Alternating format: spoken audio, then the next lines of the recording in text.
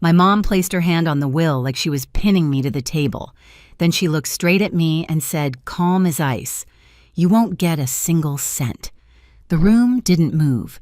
Not a breath, not a blink, just that sentence echoing in my skull. Dylan smirked. Lila hid a smile behind her glass. Something inside me slipped. I set my fork and knife down slowly, like I was laying a body to rest. "All right," I whispered. "Then don't expect a cent from me either." I thought that moment was the betrayal. They didn't know the real hit was still coming. I drove to my parents' house that night, telling myself it was just dinner. Just a quiet evening in the suburbs, 40 minutes outside Portland, with lasagna and small talk and the kind of warmth I used to pretend we still had. The sky was already dark when I pulled into their driveway, the porch light spilling over the steps, like a welcome I didn't fully believe. I should have noticed the tension the moment I walked in, the stillness in the air, the way my mom barely glanced up from the oven, the way Dylan and Lila exchanged that quick secret smile. But I told myself not to overthink it. I always told myself that. Inside the house smelled like garlic tomatoes and the lemon cleaner my mom used every Friday. It was familiar, almost comforting. I hung my coat on the same hook I'd used since high school and stepped into the dining room. The table was set perfectly cloth napkins, wine glasses, candles already lit. They only did this when they wanted something or when something bad was coming. My stomach tightened. "Rebecca, you made it," my mom said without turning around. Her tone was bright, but her shoulders were stiff. My dad gave me a quick nod, the kind he used when he didn't want to talk. Dylan was spreading butter on a roll like he was performing for an audience. Lila sat beside him, tapping her phone screen, the glow reflecting off her glossy hair. "Big city sister finally joins us," she murmured, not looking up. I ignored it.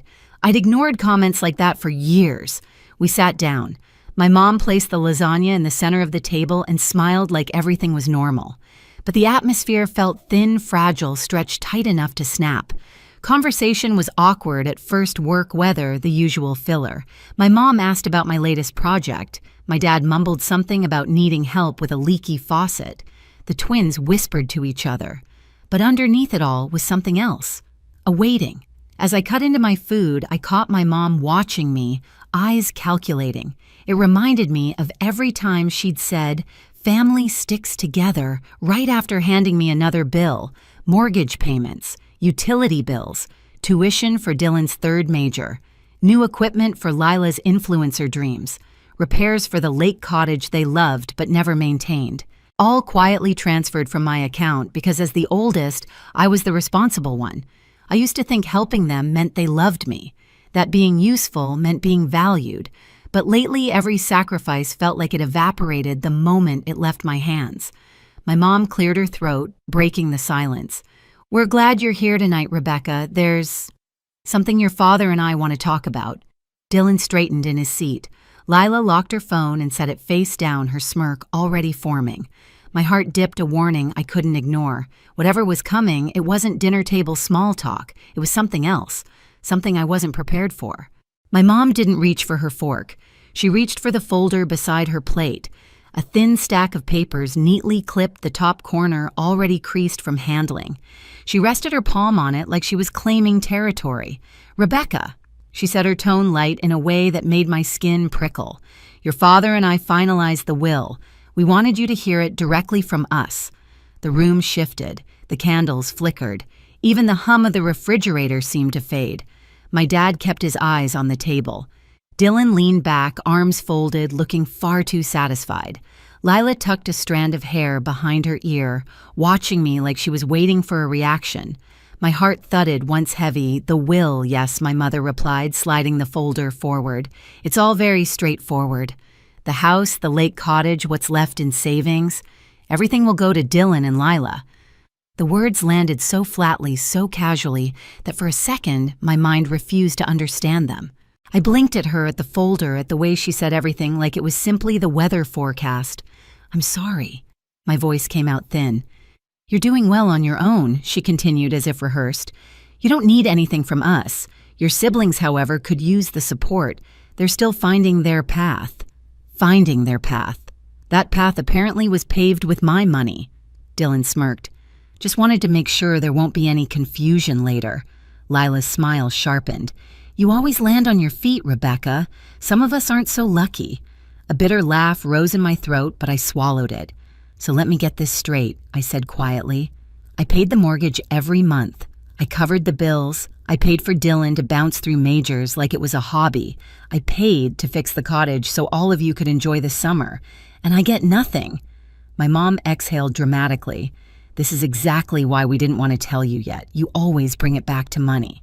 Because I'm the only one bringing money. I said, a tremor running under my voice. My dad finally spoke, barely above a whisper. Rebecca, sweetheart, you're stable. You live comfortably. You'll be fine. Your siblings need more help. I stared at him. The man who taught me to ride a bike wouldn't even meet my eyes. Lila shrugged, her tone syrupy. Maybe if you weren't always trying to be the hero, you wouldn't be so upset. Dylan chuckled. Seriously, nobody forced you to help. No one forced me. The words hit harder than they should have. Years of sacrifices, every one of them framed as duty, love, family, evaporated into a shrug. Something inside me steadied like a knot pulling tight. I smiled. Not bitterly, not angrily, just done. All right, I said softly. Then don't expect a single cent from me either. The table stilled. Even the air felt different. I reached for my napkin, folded it neatly, and set my fork and knife down slow and deliberate. Then I stood. Their faces blurred behind me as I walked toward the hallway. They thought the will was the betrayal. They had no idea what they had just started. The drive back to downtown Portland felt longer than usual, like the highway had stretched overnight. Raindrops flicked across my windshield, blurring streetlights into streaks of gold, but I barely saw any of it. My mother's voice kept replaying in my head, calm practice slicing through me with the precision of someone who had rehearsed the moment. You won't get a single cent. By the time I reached my apartment building, a tight ache had settled under my ribs. I unlocked the door and stepped inside, dropping my keys onto the counter with a shaky clatter. The familiar hum of the heater, the faint scent of the vanilla candle I'd burned the night before, everything felt wrong, like my home no longer fit the person who had walked out of that dining room.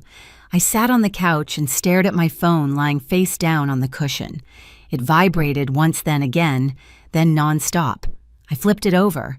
9 missed calls, 4 voicemails, 2 long texts from my mother, then one from Dylan, one from Lila. I didn't open any of them. Instead, I opened my banking app, the screen filled with recurring payments lines and lines of responsibilities that no one ever acknowledged, but everyone expected. Mortgage, bills, insurance. Transfers labeled simply help, a vague little word that covered a decade of sacrifice. My thumb hovered over the first line. A deep breath creaked out of me. Then I tapped cancel. The confirmation popped up. I hit yes. Another payment, cancel, confirm. Then another, cancel, confirm. It didn't feel triumphant. It wasn't revenge. It was something quieter, deeper, like unlocking a door I didn't even realize I'd been trapped behind. My phone buzzed again. This time I answered. My mother's voice burst through immediately. Rebecca, what are you doing? Don't you dare cancel those payments. You're acting like a child. I stared at the dark window in front of me, my reflection faint. I'm not your bank, I said, keeping my voice level. You're part of this family, she shot back, and family doesn't treat each other like this. I almost laughed. You mean the way you treated me tonight, Silence? Then, don't twist things. Call me when you've calmed down. She hung up before I could say another word. 20 minutes later, Dylan called. So Mom says you're freaking out over what well, you don't even need. Dylan, you vandalized my boundaries long before any of this, I said. What boundaries you paid because you wanted to? Don't rewrite history. He hung up too. Then Lila. Her tone was sugary, almost bored. Beck, seriously, you're embarrassing yourself. You're lucky, okay? You don't need the inheritance. Let it go. I blocked her. I blocked him. And then because I knew what was coming next, I blocked my mother too. The silence that followed wasn't empty. It was a clean slate. The next few days blurred into a routine of work silence and brief pockets of relief. My coworkers noticed I looked tired, but no one asked questions. I was grateful for that. I poured myself into a new project that required long hours and travel anything to keep my mind from drifting back to that dining room table. 3 weeks after the dinner, my phone lit up with a group text from my mother. "Family meeting tonight. You owe it to us to be there." A familiar pressure tightened around my chest. Old programming, old obedience. But I typed back one word anyway. Fine. When I pulled into my parents' driveway that evening, the sky was a dull gray, the kind that hangs heavy before a storm. Dylan's car was parked crooked. Lila leaned against the railing, scrolling her phone. My father stood by the doorway, hands shoved in his pockets. My mother waited just inside, arms crossed, lips thin. They looked at me like I was the problem.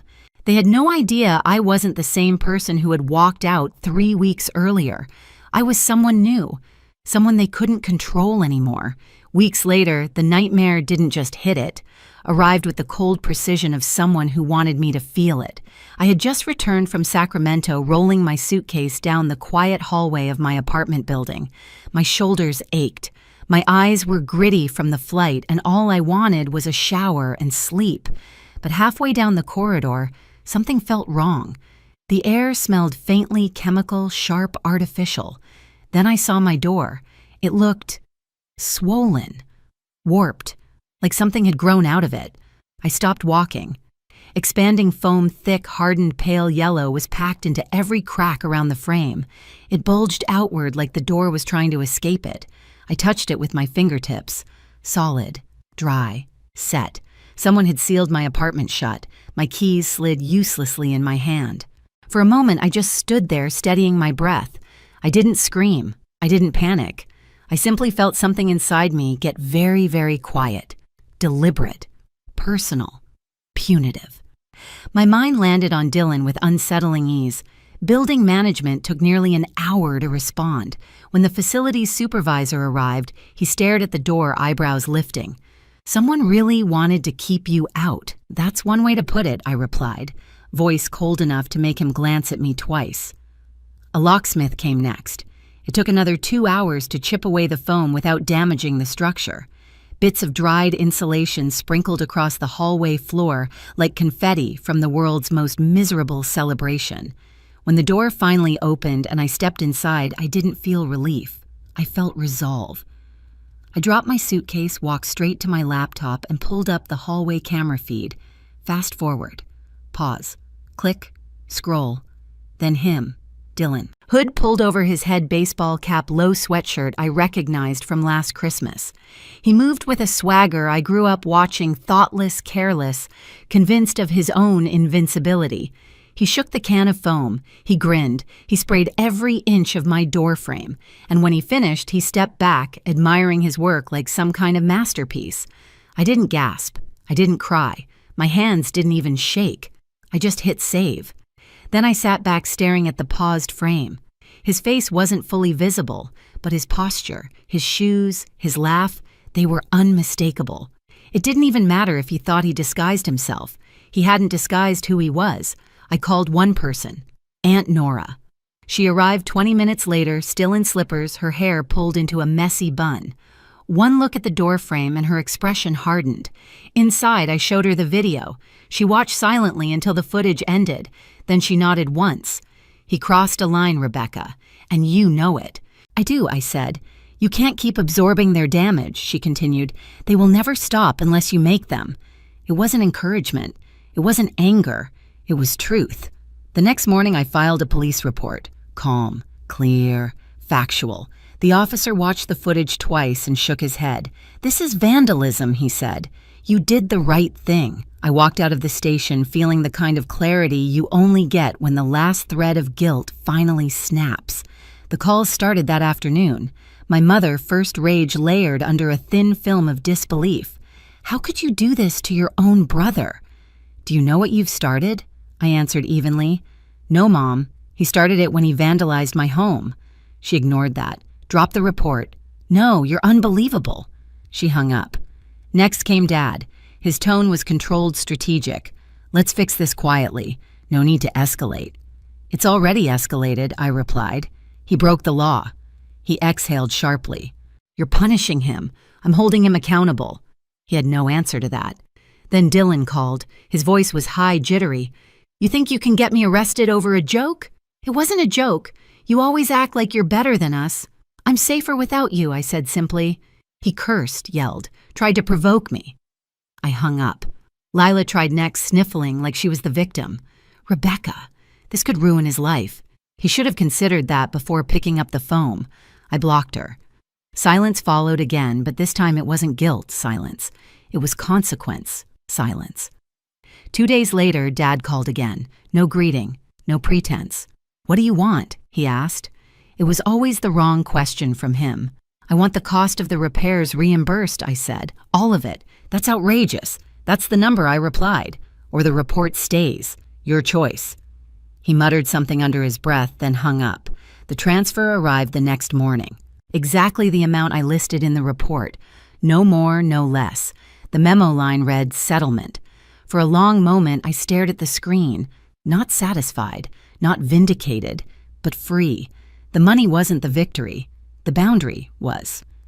Later that evening, my mother called one last time.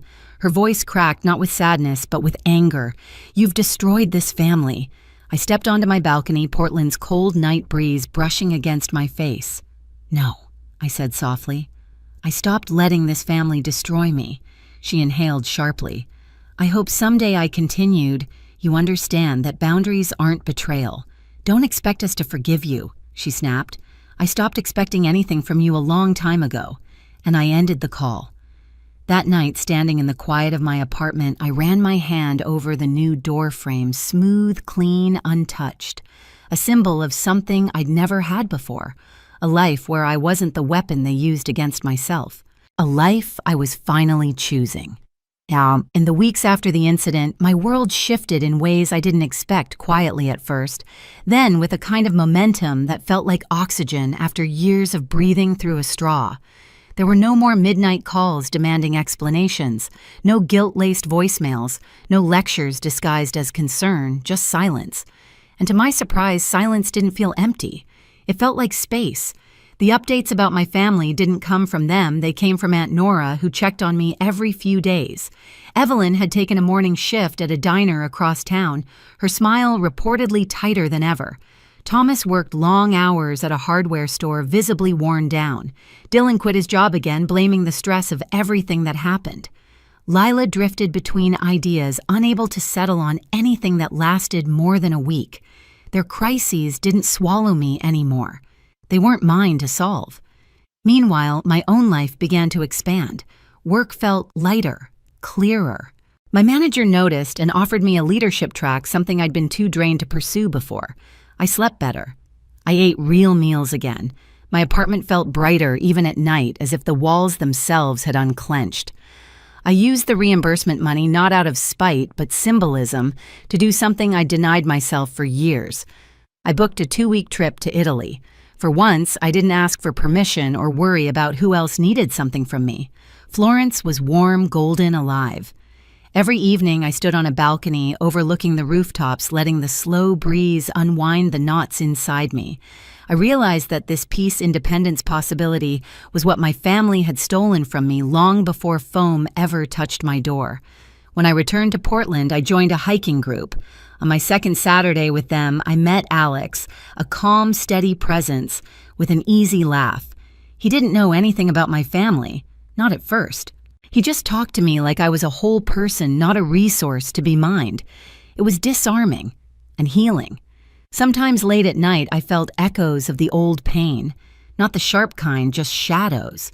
But they no longer defined me. They no longer controlled me.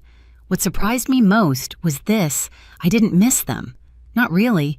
What I missed was the version of me who had believed love meant self-erasure. But she was gone, and someone stronger had taken her place.